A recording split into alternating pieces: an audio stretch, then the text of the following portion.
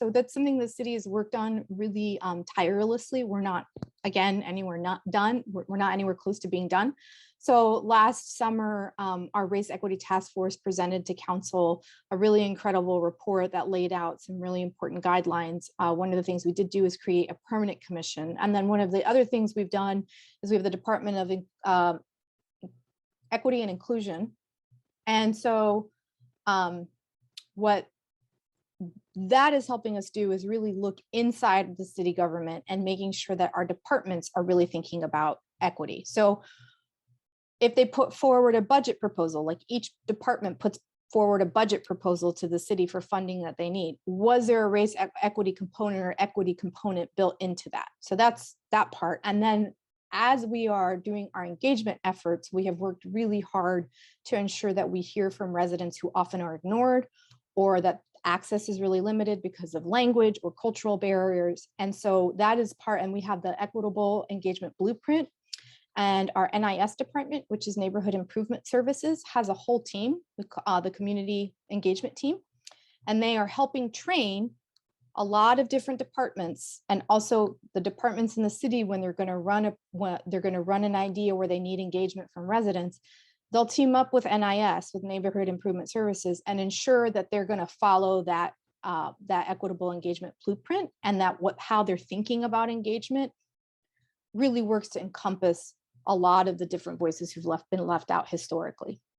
And then one of the last things that we've done recently, and this was in this budget that we just passed, so it took effect July 1 of 2021, is we added $6 million a year, which is a lot of money, to our capital improvement projects. So those are like the big projects when you think about the city, and with the specific intent of offering improvements to what we are called, historically underserved communities.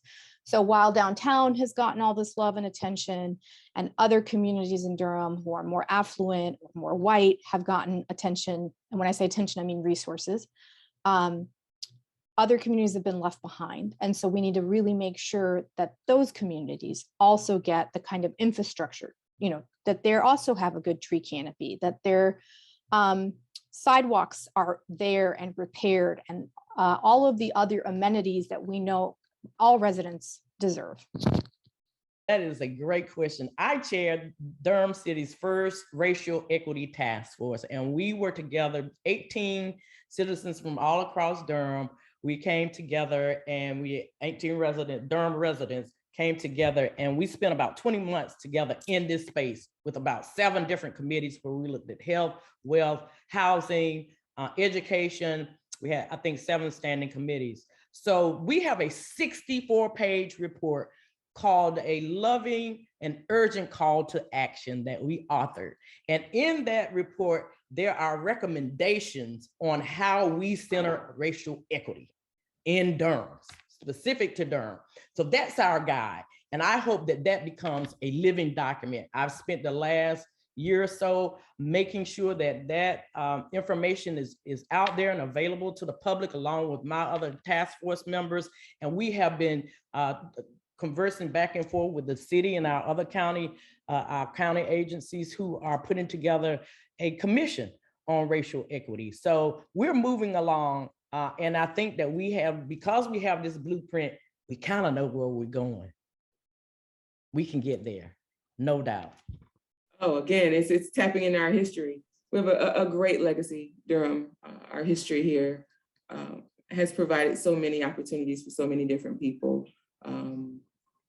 What we would like to highlight, and one of the things that used to happen here, we had community dinners downtown with local farmers, local chefs, parents bringing their children. It was a diverse population of folks, and we used to gather in what was a Blue Coffee Cafe, but now it's Neomande. We've moved forward light years with creating opportunity for other businesses to grow here. What I would like to see in building equity is more communal activities.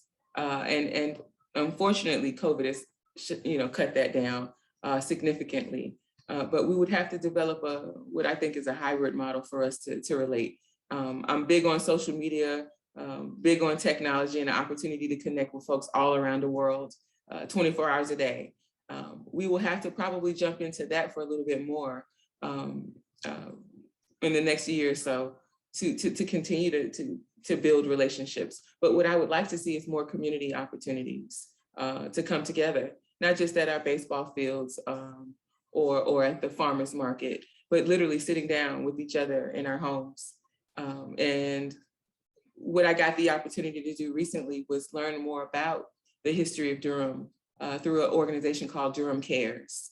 And there's something called a pilgrimage that we go on to different parts of Durham, from the Stagville plantation to the downtown foyer in the area where there was 5 Points, old 5 Points, and new 5 Points.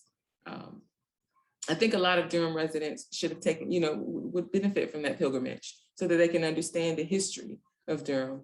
Our artists are really big on that as well. So engaging our artists to help with that, to tell the stories of Durham. There was a task force formed to address racial equity in Durham, and they worked for a couple of years. And actually, Elaine O'Neal, the chair of that committee, is running for mayor.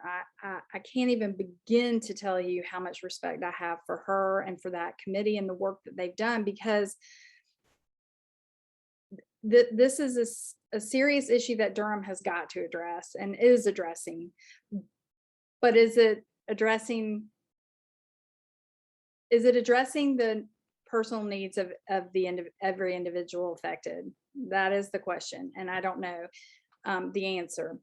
But I do know that going forward, every single policy has to kind of go through a checklist, or like my mom always said, like a lens. You got to put a film over, you got to see it through that particular lens. And this is one of those that has to be filtered. Everything that we do has to have this into consideration. And the other thing that I really think is important is that we teach the truth.